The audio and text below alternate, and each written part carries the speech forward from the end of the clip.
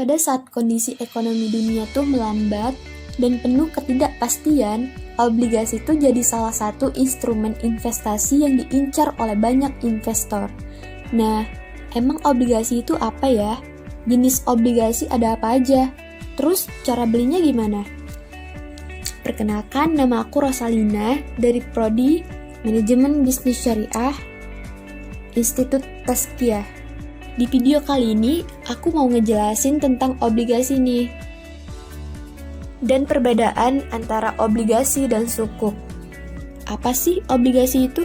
Singkatnya nih, obligasi itu adalah surat utang gitu.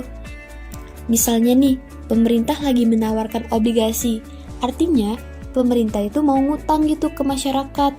Loh, kok pemerintah ngutang sih?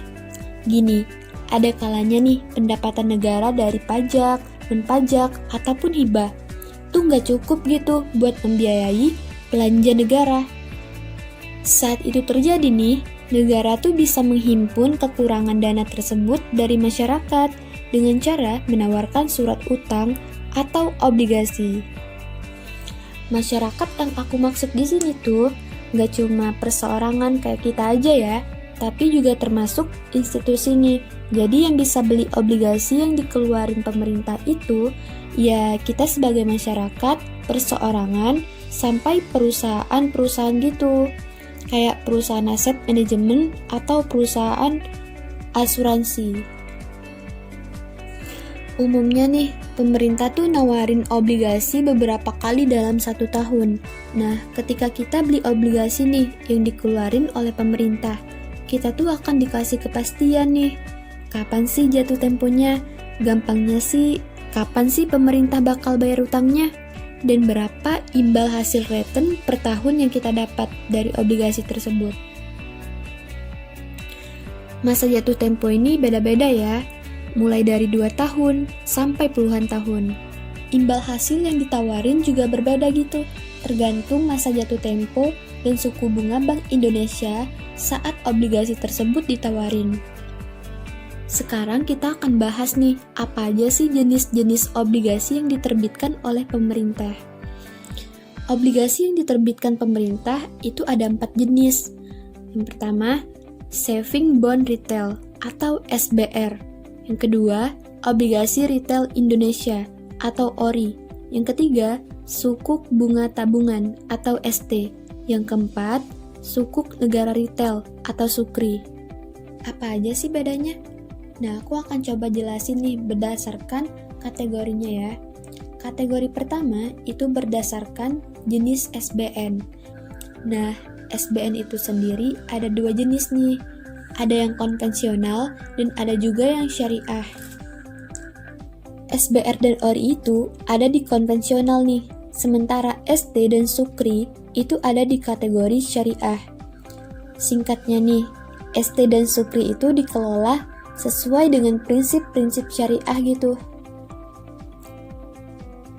Kategori kedua adalah bisa diperjualbelikan sesama investor lain atau enggak. SBR dan ST tuh nggak bisa diperjualbelikan, sementara ORI dan SUKRI itu bisa diperjualbelikan. Kategori ketiga adalah imbal hasil. Jadi, imbal hasil itu dibagi menjadi 2 jenis. Yang pertama, fixed rate, yang kedua, floating rate. Fixed rate itu artinya nih persentase imbal hasilnya tuh tetap gitu, dari awal ditawarin sampai jatuh tempo. Kalau dari awal imbal hasilnya 8% per tahun, ya akan terus segitu gitu, sampai jatuh tempo. Sementara floating rate, itu maksudnya nih imbal hasilnya tuh bisa berfluktuasi, menyesuaikan dengan suku bunga. Jadi kalau suku bunganya naik nih, persentase imbal hasilnya tuh akan naik juga gitu. Terus kalau suku bunganya turun banyak gimana? Apa imbal hasilnya akan turun banyak juga? Tenang aja, obligasi dengan floating rate itu udah ada batas bawah imbal hasilnya gitu. Jadi, mau suku bunganya turun sebanyak apapun, imbal hasil terendah yang akan kamu dapatin tuh adalah batas bawah imbal hasil tersebut. Nah, SBR dan ST itu menggunakan floating rate, sedangkan ORI dan SUKRI itu menggunakan fixed rate. Jadi nih, kalau kamu beli SBR dan ST, kamu bisa dapat keuntungan tambahan ketika suku bunga Bank Indonesia itu naik. Sementara kalau kamu beli ORI dan SUKRI, kamu bisa dapat keuntungan tambahan tuh kalau suku bunga Bank Indonesia turun. Soalnya nih, harga SBN itu cenderung naik di pasar sekunder ketika suku bunga turun. Jadi, kamu bisa dapat keuntungan tersebut kalau kamu jual ORI atau SUKRI yang udah kamu punya di pasar sekunder di saat harganya sedang naik. Jadi teman-teman, kesimpulannya adalah apa sih beda prinsip sukuk dan obligasi?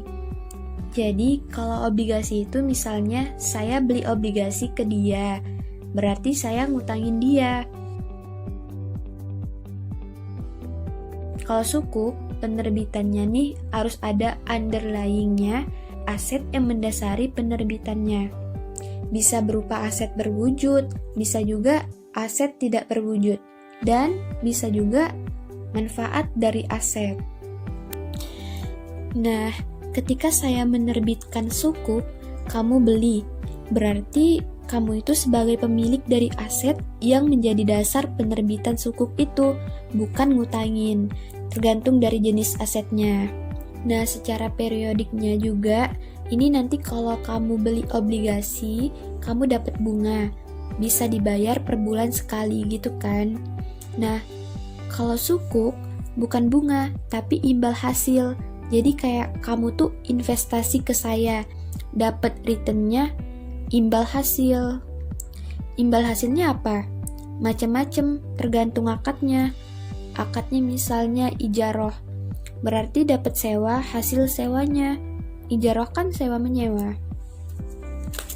Misal akadnya mudharabah, bagi hasil, berarti kamu dapat hasil pembagian dari pengelolaan sukuk tersebut. Kalau obligasi itu hasilnya bebas, mau digunakan untuk kegiatan apapun itu. Tapi kalau sukuk itu hasilnya harus digunakan untuk yang tidak bertentangan dengan prinsip-prinsip syariah. Misalnya mau digunakan untuk judi, nah itu tidak boleh dan bisa membatalkan sukuknya. Mungkin itu saja yang dapat saya jelaskan tentang obligasi dan sukuk. Semoga bermanfaat.